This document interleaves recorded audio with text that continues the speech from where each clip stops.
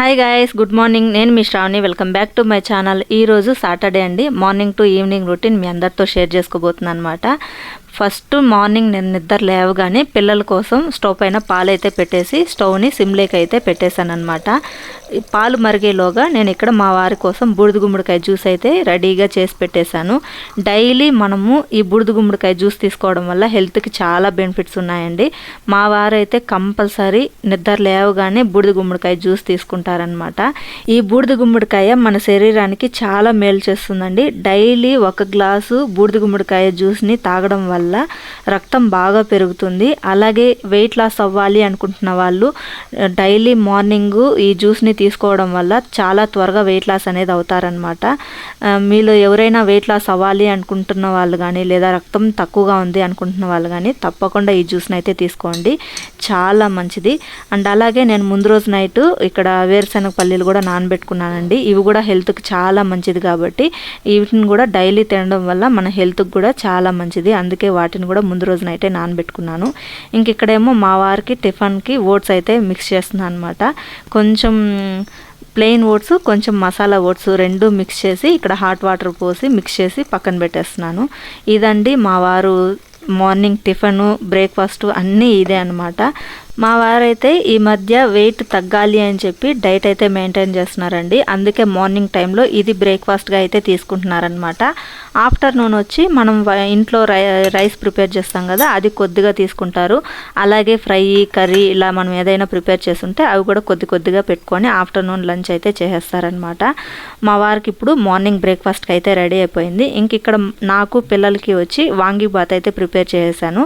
Saturday అయినా కానీ రుత్విక్కి afternoon వరకు స్కూల్ అయితే ఉంటుందన్నమాట. సో కంపల్సరీ వాడికి లంచ్ బాక్స్ అనేది ఇచ్చి పంపించాలి. ఇక్కడ నేను లంచ్ బాక్స్లోకి ఫస్ట్ పైనాపిల్ అయితే కట్ చేసి పెట్టేస్తున్నాను.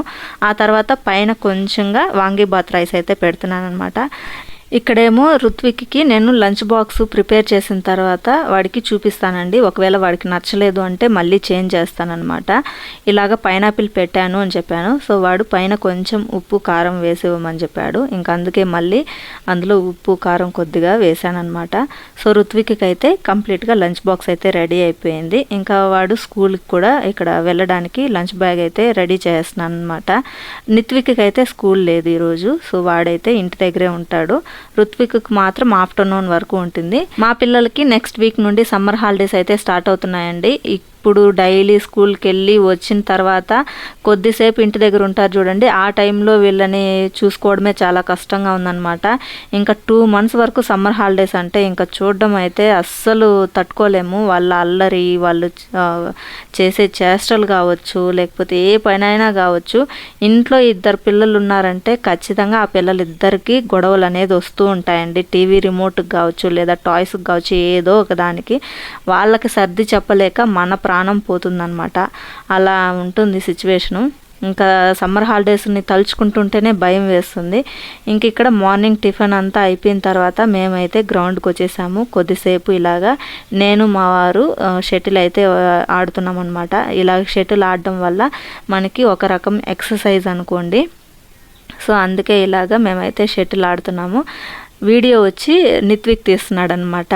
వాడు కెమెరా ఎన్ని యాంగిల్స్లో పెట్టి తీస్తున్నాడో అసలు వీడియో అనేది సరిగా తీయలేదు. పర్వాలేదులేండి, తీసిన కాడికి చాలు మనకి.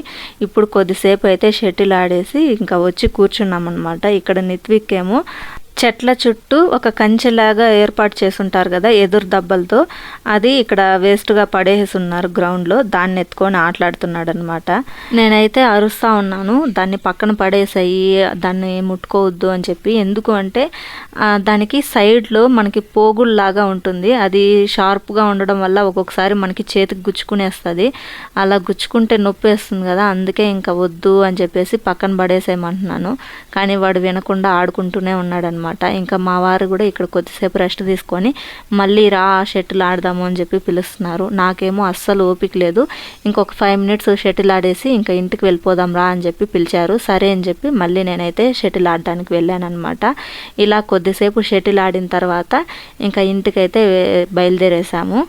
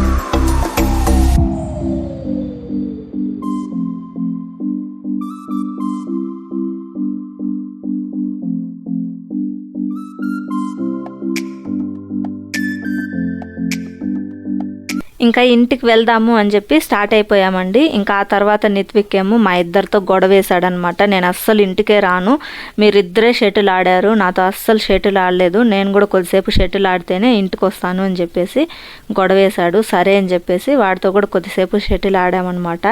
వాడంతటా వాడు ఇంటికి వెళ్దాము అనేంత వరకు షటిల్ అయితే ఆడాము. ఇంకా ఆ తర్వాత వాడికి ఓపిక అయిపోయింది, ఇంటికి వెళ్దాము అన్నాడనమాట. ఇంకా ఫైనల్లీ ఇంటికైతే వచ్చేసాము. ఇంటికి వచ్చిన తర్వాత మా వారు నిత్విక్ ఇద్దరు హాయిగా కూర్చొని రెస్ట్ తీసుకున్నారు. ఇంకా లంచ్ ప్రిపరేషన్ ఎవరు చేయాలి చెప్పండి, నేనే ప్రిపేర్ చేయాలన్నమాట. అక్కడ షటిల్ ఆడాను, ఇక్కడ ఇంటికి వచ్చి లంచ్ ప్రిపేర్ చేయాలంటే చాలా విసుగ్గా ఉంటుంది. అయినా తప్పదు, మనమే ప్రిపేర్ చేయాలి కాబట్టి ఇంకా లంచ్ ప్రిపేర్ చేయడం స్టార్ట్ చేశాను అనమాట. లంచ్ లేకొచ్చి నేను వైట్ రైస్ పెట్టేశాను, కరెంట్ కుక్కర్లో పెట్టేశాను. రైస్ అయితే రెడీ అయిపోతుంది. ఇంక ఇక్కడ వచ్చి మీల్ మేకర్ రాజ్మా వేసి ఇక్కడ కర్రీ లాగా ప్రిపేర్ చేశాను అనమాట. సో మనకి ఆల్మోస్ట్ కర్రీ కూడా రెడీ అయిపోవచ్చింది. ఇంకా ఫైనల్గా కొద్దిగా కొత్తిమీర వేసి స్టవ్ ఆఫ్ చేసుకుంటే రాజ్మా కర్రీ అయితే రెడీ అయిపోయినట్టే. ఈలోగా నా వీడియోస్ కనుక మీకు నచ్చినట్టయితే తప్పకుండా వీడియోస్ని లైక్ చేసి మీ ఫ్రెండ్స్ అండ్ రిలేటివ్స్కి షేర్ చేయండి. ఎవరైనా ఫస్ట్ టైం కనుక నా ఛానల్ని చూస్తున్నట్టయితే ప్లీజ్ ఛానల్ని సబ్స్క్రైబ్ చేసుకొని సపోర్ట్ చేయండి ఫ్రెండ్స్. టేస్టీ రాజ్మా కర్రీ అయితే రెడీ అయిపోయింది. ఇంకా ఆ తర్వాత లంచ్ చేసేసి మేము కూడా హాయిగా రెస్ట్ తీసుకొని పడుకున్నాం అన్నమాట. ఇంకా ఈవినింగ్ 4 o'clockకి ఆ టైంకి మేము గ్రౌండ్కి అయితే వచ్చేసాము. 5:30 వరకు గ్రౌండ్లోనే ఉన్నామన్నమాట. పిల్లలు కూడా హాయిగా ఆడుకున్నారు, మేము కూడా కొద్దిసేపు షటిల్ ఆడుకొని ఇంకా ఆ తర్వాత 5:30కి ఇంటికైతే స్టార్ట్ అయిపోయామన్నమాట. ఇంకా ఇంటికి వెళ్ళి పిల్లలకి స్నానం చేపించి ఇంకా వాళ్ళకి ఏదైనా స్నాక్స్ ప్రిపేర్ చేసి పెడదాము అని చెప్పేసి ఇంకా ఇంటికైతే స్టార్ట్ అయిపోయాము.